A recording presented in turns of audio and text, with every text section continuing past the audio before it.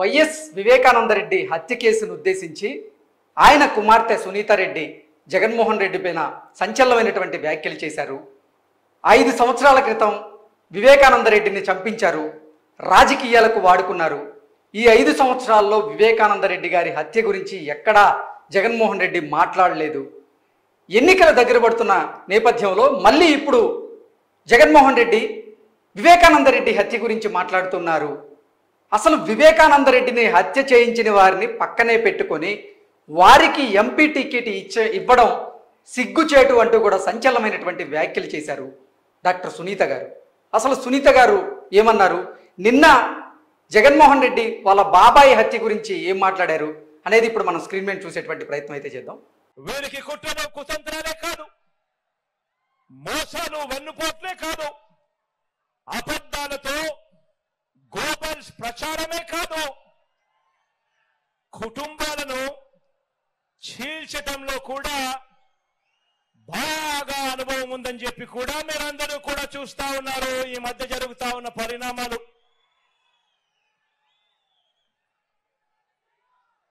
మా చిన్నాన్న గారిని, మా బాబాయిని, వివేకం చిన్నాన్నను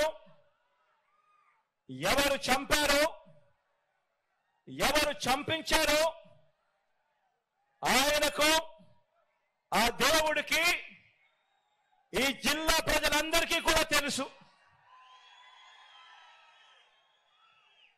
కానీ బురద జల్లేందుకు ఇద్దరు చెల్లెమ్మలను ఎవరు పంపించారో, వారు వెనకాల ఎవరు ఉన్నారో మాత్రం మీ అందరికీ కూడా రోజు కనిపిస్తానే ఉంది.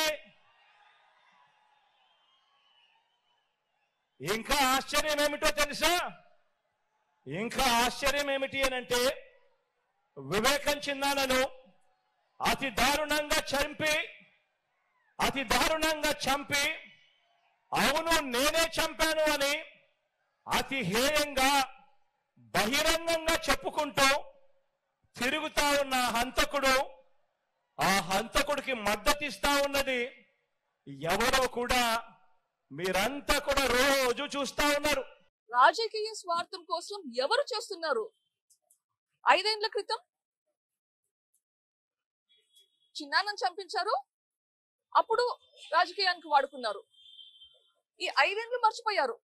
ఈ 5 ఏళ్ళు పవర్ లేక్ వచ్చాక ఒక్కసారైనా మీ చిన్నాన్నను గుర్తు చేసుకున్నారా? ఆయన చేసిన పనులను గుర్తు చేసుకున్నారా? లేదు. ఈ రోజు ఎలక్షన్లు వచ్చాయి, ఈ రోజు గుర్తొచ్చాడు మనిషి. ఎన్ని రోజులు మర్చిపోయిన మనిషి ఈ రోజు మీకు గుర్తొచ్చాడా? ఎవరు స్వార్థపరులు, ఎవరు పదవుల కోసం ఉపయోగించుకుంటున్నారు? ఆలోచించండి. ఎలక్షన్స్ వచ్చాయి, ఎలక్షన్స్ లో ఓట్లు పడాలని చెప్పి సానుభూతి కోసం మళ్ళీ ట్రై చేస్తున్నాడు.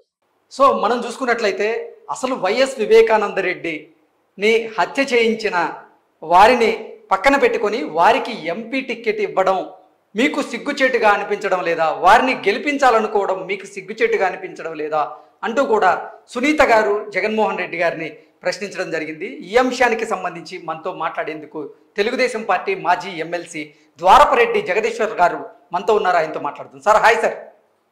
నమస్కారం అండి. నమస్కారం అండి సార్. ఈరోజు సునీతారెడ్డి గారు జగన్మోహన్ రెడ్డిని ఉద్దేశించి కొన్ని సంచలనమైనటువంటి వ్యాఖ్యలు చేశారు. 5 సంవత్సరాల క్రితం వైఎస్ వివేకానందరెడ్డిని చంపించారు, రాజకీయాలకు వాడుకున్నారు. తరువాత అసలు వైఎస్ వివేకానందరెడ్డి గారి ప్రస్తావనే లేదు. మళ్ళీ ఇప్పుడు ఎన్నికల దగ్గర పడుతున్నటువంటి నేపథ్యంలో మళ్ళీ వైఎస్ వివేకానందరెడ్డి గారి హత్యను రాజకీయంగా వాడుకునేందుకు ప్రయత్నం చేస్తున్నారు. అసలు వివేకాను హత్య చేసిన వారిని పక్కన పెట్టుకొని వారికి ఎంపీ సీటు ఇచ్చి వారిని గెలిపించాలని అడగడం సిగ్గుచేటు అంటూ కూడా జగన్మోహన్ రెడ్డిని ఉద్దేశించి సునీత గారు సంచలనమైనటువంటి వ్యాఖ్యలు చేశారు. ఏంటి సార్ ఈ వ్యాఖ్యల వెనక ఆవిడ ఉద్దేశం ఏంటంటే ఏం చెప్తారు? ఖచ్చితంగా ఈ అంశంలో చాలా ఇష్యూస్ ముడిపడి ఉన్నాయండి. రాష్ట్రంలో ఉన్న లా అండ్ ఆర్డర్ పొజిషన్ గురించి కానీ, రూల్ ఆఫ్ లా గురించి కానీ, రాజ్యాంగ వ్యవస్థల పనితీరు కూడా ఈవేళ ప్రశ్నించే పరిస్థితి. ప్రజలు కూడా వీటన్నిటి పట్ల, ఎందుకంటే ఒక డే లైట్, ఒక చాలా అంత దారుణంగా ఆయన మర్డర్ కేసుని ఇవాళకి కూడా ఒక లాజికల్ కన్క్లూజన్ తేకపోవటం. జగన్మోహన్ రెడ్డి గారు ఆ రోజు ఎన్నికల ముందు చాలా దారుణం చాలా అని చెప్పి మాట్లాడి ఆ రోజు రాజకీయం చేశారు. ఈ రోజు 5 ఏళ్ళు ఆయన అధికారంలో ఉన్నారు. నిజంగా ఆయనకి చిత్తశుద్ధి ఉంటే, నిజంగా ఆయనకి బాబాయ్ చనిపోయారని ఏమాత్రం కూడా, చనిపోయిన వారి మీద ఖచ్చితంగా లీగల్ గా ఏమైతే ఎలా చేయాలో ఆ లీగల్ గా పనిష్మెంట్ ఇవ్వాలి, కానీ దాని కేసుని ఒక లాజికల్ కన్క్లూజన్ చేసేటప్పుడు ఇవాళ ఖచ్చితంగా ఎప్రిషియేట్ చేద్దాం. అదే కాదు, సునీత గారి తాలూకా ఆవేదన గాని, ఆవిడ తాలూకా బాధ గాని అసలు ఎప్పుడు కూడా ఈ 5 ఏళ్లలో పిలిచి గాని, లేకపోతే కనీసం ఒక అన్నదమ్ముడిగా జగన్మోహన్ రెడ్డి నేను ఖచ్చితంగా ఈ విషయంలో నేను యాక్షన్ తీసుకుంటానని చెప్పటం గాని మధ్యలో ఎక్కడా లేదు. ఇవాళ ఆయన మాట్లాడుతా ఉన్నారు, దేవుడికి తెలుసు, ఈ జిల్లాలో తెలుసు, రాష్ట్రంలో తెలుసు, అందరికీ తెలుసు. ఖచ్చితంగా మనం ఒకసారే ఎవరినైనా మోసం చేయగలం, కడదాకా అన్నిసార్లు మోసం చేయగలుగుతాం అనుకుంటే ప్రజలు, డెమోక్రసీలో ప్రజలు చాలా తెలివైన వాళ్ళు. కానీ పాలకులు ఏమనుకుంటారంటే మేము చెప్తుందల్లా ప్రజలు వినేస్తారు అనుకుంటారు. వాళ్ళ దగ్గర ఇవాళ ఒక ఆయుధం ఉంది, ఓటనే ఆయుధం. అది చాలా పవర్ఫుల్. దాన్ని ఎంత గట్టిగా ఉపయోగించాలో అంత గట్టిగా ఉపయోగిస్తారు. అయితే ఇవాళ ఒకసారి లోతుకెళ్తే వివేకానంద రెడ్డి గారి కేసులో సిబిఐ ఎంక్వైరీ వద్దన్నారు. అవినాష్ రెడ్డి గారిని అరెస్ట్ చేస్తామని వస్తే సిబిఐని కూడా వెనక్కి పంపించారు. సిబిఐ ఎస్పీ మీద కూడా కేసు పెట్టారు. ఎంత దారుణం అంటే ఇవన్నీ ప్రజలు ఈ 5 ఏళ్లలో కూడా ఇవన్నీ చర్చించుకున్నారు.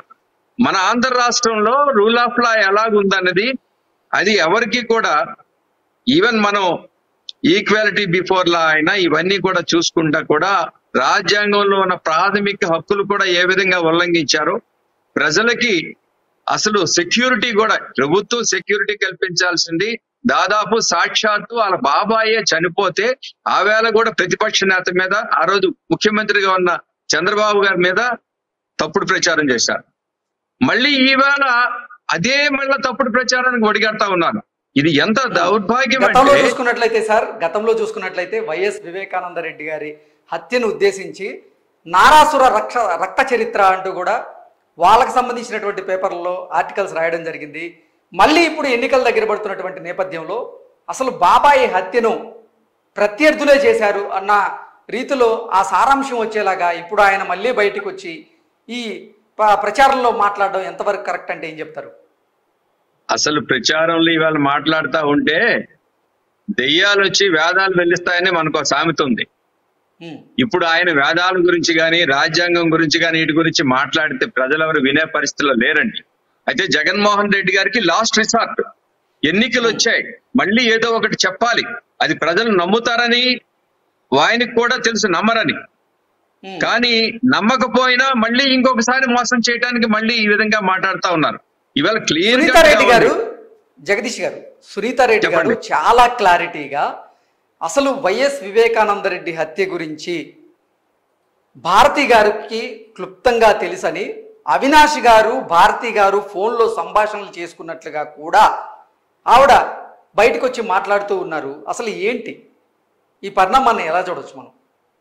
ఖచ్చితంగానండి, ఒక తండ్రి అంత దారుణంగా చనిపోయిన తర్వాత అన్నదమ్ముడే ముఖ్యమంత్రిగా ఉన్నప్పుడు అది ఎంతగా సపోర్ట్ చేయాలి, రాజ్యాంగ వ్యవస్థలన్నింటినీ కరెక్ట్ గా సక్రమంగా పెట్టి దాన్ని ఖచ్చితంగా ఆ ఇష్యూని కూడా తేల్చి ఎవరైతే దోషులు ఉన్నారో, ఇవాళ ఆంధ్రప్రదేశ్ రాష్ట్రం అంతా చూస్తా ఉందండి, దోషుల్ని శిక్షించకుండా దోషుల్ని కాపాడుతా ఉండి వాళ్ళకి సెక్యూరిటీ ఇస్తా ఉండడం అనేది ఇది ఎక్కడ కూడా లేదండి. అంచేత సునీత గారి ఆవేదన అన్నది ప్రజలందరూ ఆవేదన అండి.